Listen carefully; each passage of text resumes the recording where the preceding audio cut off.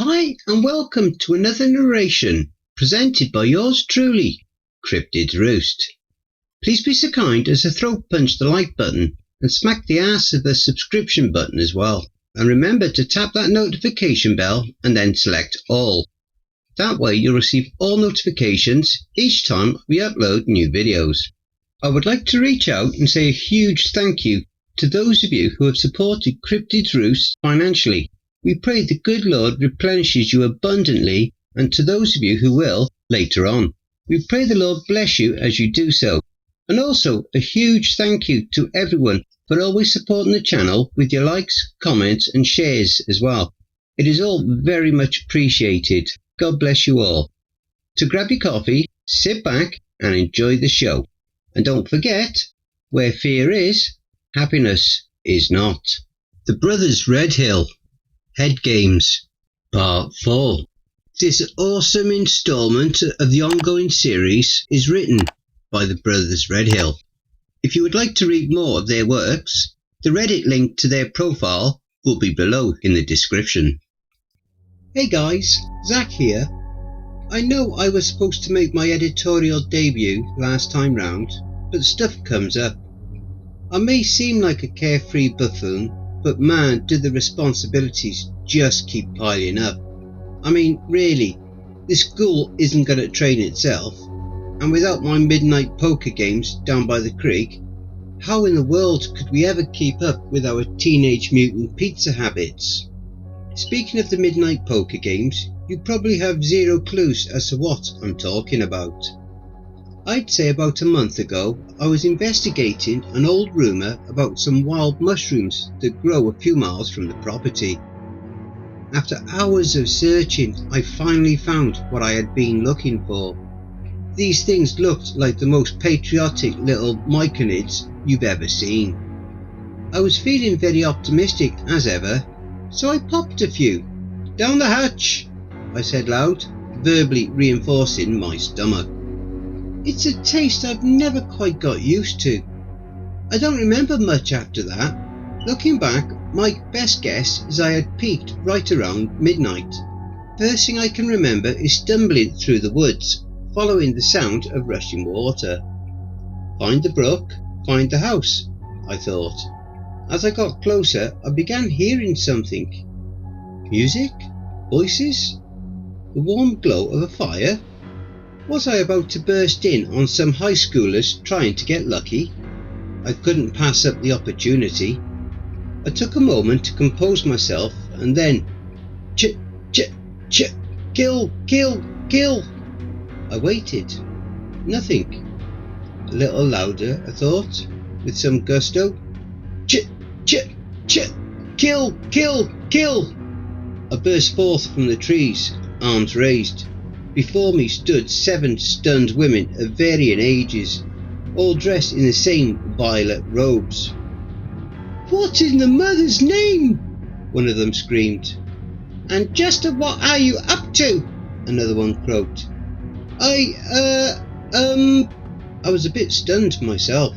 I thought for sure they were going to be teenagers straight out of an 80s horror flick. "I'm Zach, and I'm real sorry for barging in on your, whatever it is you're doing out here." "It's quite all right, young man." The soft voice came from an elderly woman with a bright white hair. "My name is Eileen, and these are my sisters." I took a second and surveyed the area. A table, some candles, different trinkets and coins, and a stack of cards. Sisters. Took me a minute, but I figured it out. "You guys must be some sort of sorority doing a poker game, huh?" "That's exactly what's going on here." A raspy voice came from the back. The figure that emerged was an old and leathery woman. Her teeth were yellowed, if they were there at all. She looked to be Eileen's elder by at least 20 years. "Mind if I join? What's the buy-in?" I pulled out my wallet. Now, Melinda," Eileen spoke up. "We mustn't keep this young man up." Melinda peered over at the wallet in my hands, obviously trying to gauge if I was a high enough roller. She leaned in and whispered something into Eileen's ear. Her eyes widened for a moment and then returned to their calm, neutral gaze. "Well, one game couldn't hurt, right?" The rest is history. I've been coming every Friday night since, and man have I been on one hell of a hot streak. Just last week I cleaned the table out for damn near everything but their panties. The last hand was between myself and the far from her prime Melinda. I kept my calm with my pocket aces and casually said it was getting late. After some irrelevant small talk, I gathered good old Mindy had something worth talking about, so I went all in. Her right eye twitched ever so slightly as she reached into a handbag and pulled out an old book. "I may be a little lacking in chips, baby, but I've got something here worth more than that whole pot." "What you got, Mindy?" I asked. "This here is an original copy of a game book from one of those old tabletop games, you know, Dungeons of Darkness or whatever." "Melinda, what has gotten into you?" Eileen interjected. "You mean Dungeons and Dragons? Yeah, I used to love that game back in the day. Lay 'em down, let's see it." She glared at Eileen as she confidently dropped her cards face up, pocket jacks with the threes on the river. Her smile quickly disappeared once her eyes met my aces. She reluctantly handed the book over. As I went to take it, her grip tightened. With the most serious look I had ever seen on this drunken toadstool, she said quietly, "Be careful with this. Maybe just put it up on display. Keep it tucked away, yeah?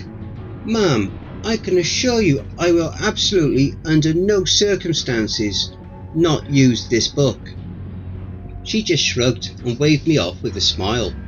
After a few moments of awkward silence, she relinquished the tome. I scooped up my winnings, thanked the girls, and hurried my ass home. There was a strange look on Eileen's face as I was leaving. Concern, maybe? Either way, it was getting late. A little ways back to the road, I felt the hair on my neck stand up. I couldn't tell what it was, but I felt like I was being watched. Slowly I made my way through, hearing snaps of branches and rustle of dead leaves. Once again I stopped to try and pinpoint where it was coming from. When I heard it, a great raspy cry came from the distance, closing in fast. I turned around just in time to see the wild eyes shining in the moonlight, a pink feather boa floating in the air, and a large black codpiece flopping back and forth. It was him. Until now, I just assumed he was Matt's problem. But he was on me before I could react, and he raked at my neck with his long, dirty nails. Scratches gouged my skin. Nothing serious, at least not as serious as the stud that had just been ripped out of my ear. "Get off me, you smelly thing!" I yelled as I threw him off a good distance. He rolled backwards to his feet, staring at his prize like it was made of gold, and made his way up the closest tree. With that, he just disappeared.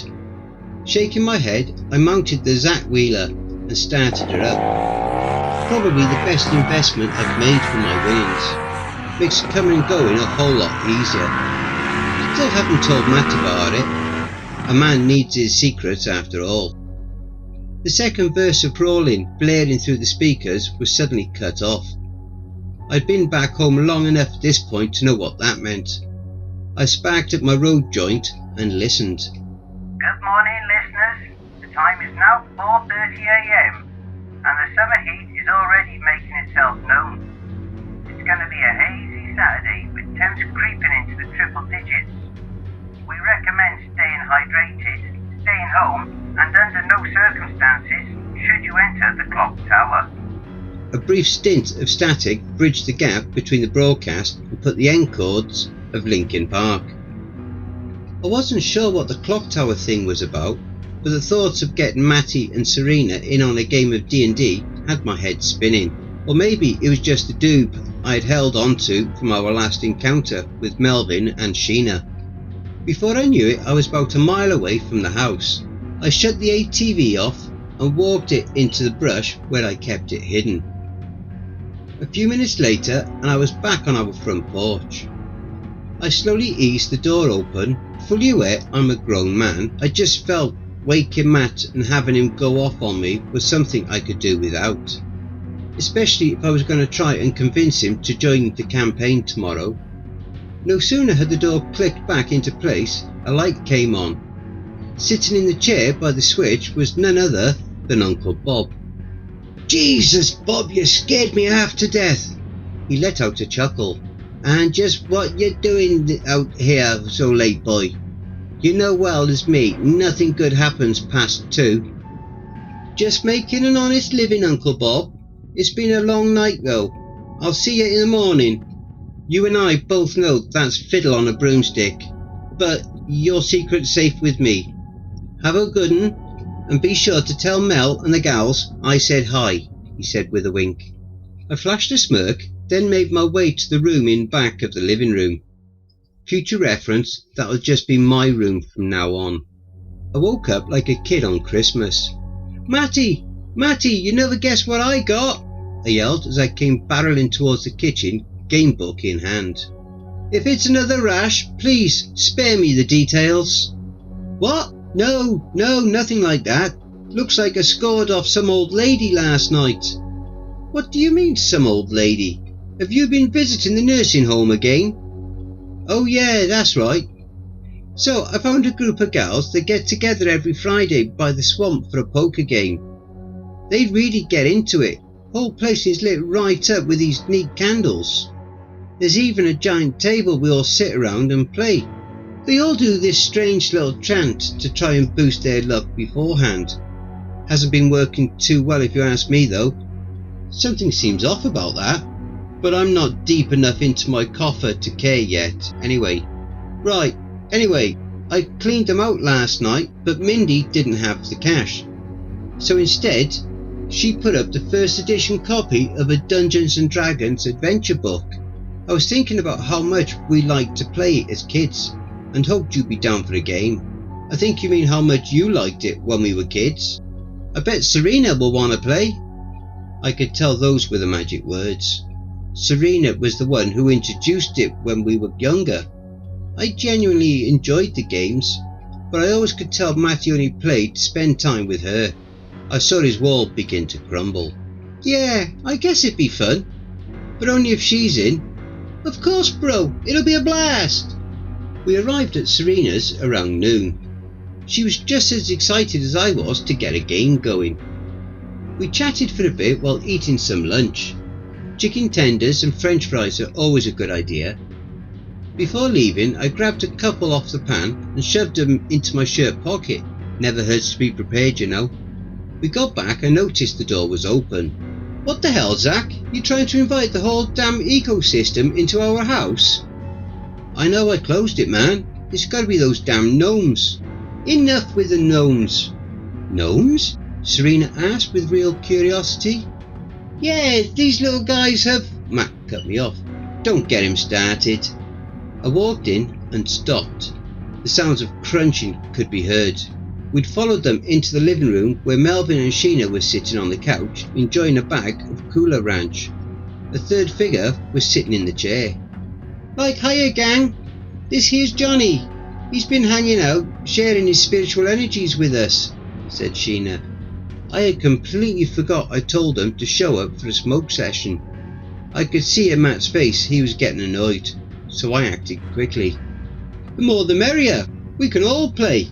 After a couple of joints and some discussions on our characters, we were ready to play. This particular adventure came with pre-rolled characters.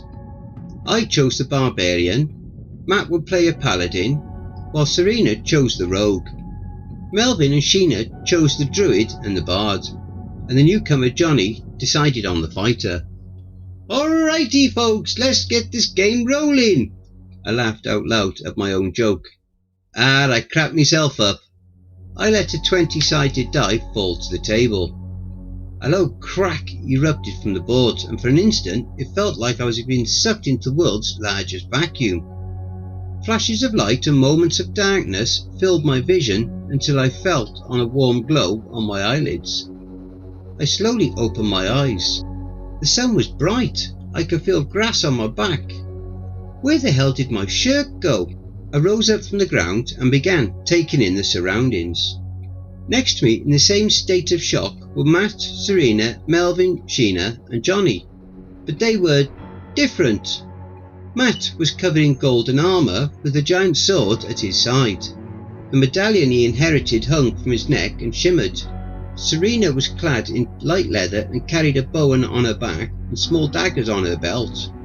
"Oh my god, guys, don't freak out, but I think we got doused and ended up at a RenCon." "That is the dumbest thing," Matt started to say before trading off. He felt the armour he wore and began thumbing the medallion. "What in the hell? Is that a friend of yours?" Johnny asked as he pointed away from the circle. We all looked in the direction. A large creature was heading straight for us, dragging what looked like a tree trunk behind it. "Holy hell! Is that a troll?" I blurted out in disbelief. Serena replied, "How could it be a troll? What in the world's going on here? We can worry about that after we deal with Matt's prom date. Aim for his eyes, Serena. Once he's blinded, we can flank him and take him down." "Aim for his eyes? How the hell am I supposed to do that? He's a good 50 feet away. Don't worry about that. You've got a 100-foot range with that thing before you start suffering penalties." She gawked at me for a moment. "Trust me, just draw your bow, aim and shoot." "Here goes nothing," she said hesitantly. She drew back and released the bow. In an instant the troll screamed out and began nursing his eye. "Direct hit! Rush him!" I brandished my axe and began charging the monster before he was even aware of me was on him. One clean swipe and his head rolled away from his lifeless body. Dun dun dun dun! Dun dun dun dun dun! What the hell was that? Victory tune. You know, when you beat the bad guys, the music starts. Not that. I mean that. As he pointed to the headless troll, blood still sputtered from the neck. "Oh, well, that's a troll and..." He cut me off again. "How is there a troll here, Zach? And why are we all cosplaying as Game of Thrones characters?" Serena chimed in. "I'm no expert here, but I think we got sucked into the game, guys." Silence filled the air for a moment, with only the breeze to fill it. I nodded. "Yeah, that checks out." Great. So how do we get back?" "I'm guessing we need to finish our quest." "Not really sure, but it's probably our best option." "But what's the quest?" Matt asked. "That, big brother, we won't know until we know. Thank you for those riveting words of wisdom." "Anytime, ha! We should head to the nearest town and find a tavern. That's where all the quests are passed out." Matt opened his mouth to say something, then paused, eventually finishing his thought. "You know what? Fine, let's do that.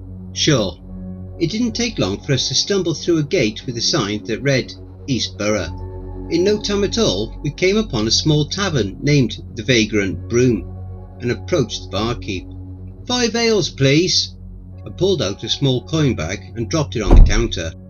"And some information, if you can spare it," nodding to the bag. "Aye, you lot look like the hardened adventurer type this town be needing right now. A demon has taken hold of our town and cursed our land. Time has stood still longer than anyone can tell. Please help our people." I glanced over at Matt. The look on my face said, "Told you so." The look on his face said, "I don't want to hear it." There's the goal. Slay the demon and return the town back to normal. Easy peasy. "Alright, where can we find this demon?" The barkeep's hands motioned something large. "He's claimed the tallest building in town as his castle." Matt smirked. "Should be easy enough to find."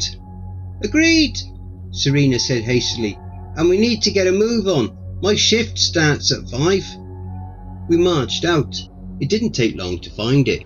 A giant clock tower right in the middle of the town. Matty and Serena began talking amongst themselves. I heard words like sneak and stealth, but was too busy formulating my own plan. I moved past them both and with a well-placed kick booted the front doors open. "Hello!" I screamed into the empty hall. "All that," Matt said, shaking his head. A deep echoing voice responded. "Well then, it's about time you all showed up." Serena scoffed. Did he just waste his initiative to use a pun? What kind of demon is this? I dunno, but I'm gonna clock him good. Ha ha! That one hurt. I was coming up with a strategy. Alright guys, we need Sheena to distract him with some area spells. Melvin can boost mine, and Johnny's strength while Serena sneaks up on him for the kill shot. Matt, stay on standby in case we need you to turn him. Turn him? What do you mean, turn him? You know, rebuke him with your holy symbol. My what? Holy symbol? You know, the medallion. You just hold it in front of you and, you know, turn him. On 3, 1, 2... Ah! Johnny bellowed as he charged forward, spear at the ready. It was over before it began. The demon reached out with his clawed hand and grabbed hold of Johnny's head. Without a hint of effort, he twisted and spun his head around so Johnny's lifeless eyes stared out over us. The demon laughed as he dropped the corpse to the ground. "It will take more than sharpened sticks to defeat me." Well, damn. Take note, guys. Let's not do that. Pretty sure he's at negative hit points right about now. Probably not a good place to be. Remember the plan. Matt, you're on combat with me now. We can't get careless or we'll end up like Jimmy. Johnny! Sheena corrected me. Yeah, Ronnie. Right. On my mark, we strike. Now! Melvin began chanting. I could feel my muscles growing stronger. The energy coursing through my blood was unreal. I shot a glance at Matt and could tell he was experiencing the same thing. Out of the corner of my eyes, I saw Serena creep into the shadows and disappear. Sheena muttered an incantation, and with a wave of her hand, a massive fireball exploded right in front of the demon. Matt and I charged, sword and axe raised. It all rested on Serena's stealth. She leapt from somewhere up high. God knows how she got there, and plunged 2 daggers deep into the demon's back. The embers from the fireball had barely cleared the demon's vision when we reached him. Thinking we had been successful and this was the end, I bellowed, "Time's up for you!" My brother and I swung our weapons hard, but our attack was interrupted. The demon had reached back and grabbed hold of Serena. He launched her at us, sending the 3 of us sprawling back. "What gives?" asked Matt as he rose back to his feet and extended a hand to Serena. "Of course," I shouted. "He must have undead traits, meaning he's immune to sneak attack damage. Dang!" Behind me I could hear Melvin and Sheena giggling. They clearly had no idea what was going on. What I wouldn't give for all that bliss. Alright, new plan. Let's try out some special abilities. I'm going to try and contact an ancestral spirit and get some guidance on what to do. It's going to take some time though. How the hell are we going to buy you the time you need? Serena asked. It's up to you, Matty. You got to hold him off. Trust in your powers. Trust in your symbol. You can do it. Thanks for the pep talk, pal. I'm not your pal, guy. I'm not your guy, buddy. I'm not your bud. Enough! Serena shouted. Let's end this. Matt and I nodded. I sat down and closed my eyes, calming my mind and seeking out my ancestors' wisdom. As everything went quiet, I heard Matt's voice fading. It sounded like he was reciting something familiar, or he was rattling off a recipe for cookies. Either way, soon there was nothing, just darkness, until suddenly, "Hiya! About time you came round looking for some help." "Uncle Bob? Man, am I glad to see you. What's happening here?" "Well, shortly after you all sat down for your game there, the 5 of you just slumped over. Sometime later, out of the blue, one of your friend's heads spun completely around. I didn't know what to make out of that. Right after that, some toothless old hag showed up and started snooping around, chanting all kinds of nonsense. Toothless hag? Almost sounds like Mindy. I get it now. She's a witch. Oh, I bet she's the one that's been stealing our brooms. Ah, alright, Bob. When you get back, you gotta unlock the trap door. You really want me to free that monster? You know what could happen to you, don't you? Trust me, Bob, I've made huge progress with Captain Bubbles lately. Alright then, Zachary, I'll do it. Just hope it don't end badly for you. I smiled and opened my eyes. Matt was standing in front of us all, medallion in hand, screaming at the top of his lungs. And her husband! Eustace Baggy! But creepy stuff happens in... Is he reciting old Cartoon Network intros? He sure is, Serena answered, starry-eyed. Whatever he's saying, it's working. A bright green light emanated from the medallion, and it appeared the demon was recoiling in actual pain. Just a little longer, Matty, to save his new home! With a blinding flash of light, accompanied by a loud pop, and we were back. I slowly opened my eyes. A gnawing sound filled the air. I turned to see the ghoul hunched over Melinda. Large chunks of her face and chest had been ripped clean off. I jerked upright out of instinct, and the ghoul heard me. He stopped mid-bite and stood up. In seconds he closed the gap between us. His leathery hand shot out and grabbed my collar. With ease he lifted me up to the chair and held me as if I was some child's plaything. He began sniffing me up and down, and his free hand started towards my face. Damn, this is it, huh? Not quite how I imagined it. But you get what you get sometimes. His gnarled claws stopped short of my face, however, and diverted to my chest. Out of my shirt pocket, the ghoul grabbed the chicken tenders I had scored from Serena's. He dropped me onto the floor with a loud thud and turned around, grabbing Tommy's leg. Captain Bubbles retreated to his cellar, allowing the trap door to slam loudly behind him. Matt and Sheena were having a hard time understanding what happened to Tommy. Johnny, Sheena corrected me again. So the three of us eventually found it easier to just lie and say we'd all taken a dose and that there never was a fifth party member. Serena composed herself and hurried off to work, but not before planting a big wet one on Matt's lips. About time if you ask me. She must have been mighty impressed by how he held that demon off. As she bolted out the door, she nearly ran head first into the white-haired old lady approaching the threshold. I'm sorry, excuse me, sorry. That's all right, young lady. It was Eileen, but what could she be doing here? I'm terribly sorry for the trouble Melinda has caused. You see, she's been trying to manipulate the coven since we took her in 2 months ago.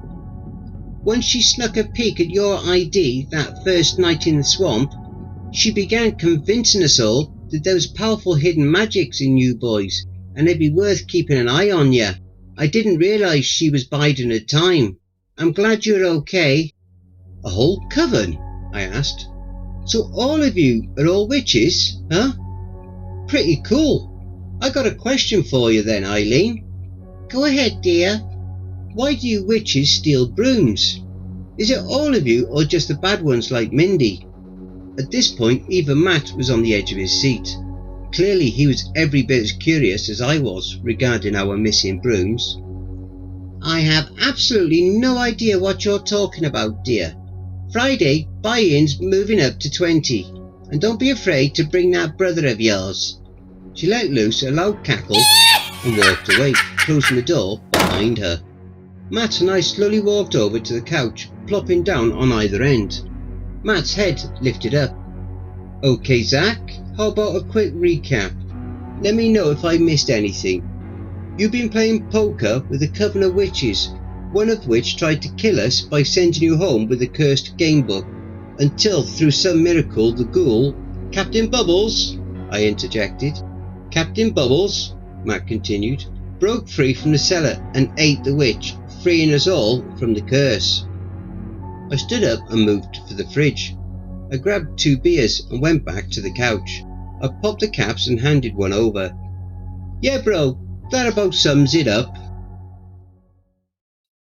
Don't forget, if you enjoyed that story, be sure to pop over to the author's Reddit profile and drop them a line, or even give them a glowing review. I'm sure they really would appreciate it. The link to their Reddit profile will be below in the description. Please be so kind as to throat punch the like button and smack the ass of the subscription button as well. And remember to tap the notification bell and then select all. That way you'll receive all notifications each time I upload a new video. Oh, and don't forget to share the video far and wide. This will all help with YouTube's algorithm and will help to promote this channel more. And don't forget to check out the merch store. The link will be in the description and also in the video thumbnail. And if you would like an honourable mention, send in a snapshot of yourself with your purchase and I'll feature it in one of the videos. I now have my very own subreddit community where you can submit any stories you've written. You can submit your stories or encounters either there or send them to cryptidsroost@gmail.com. If you wish to remain anonymous, that's fine with me. All the links are below. I also have a Facebook group, Twitter, Reddit, and you'll also find me on Discord. If you would like to support this channel and help make it grow, my PayPal is paypal.me/cryptidsroost.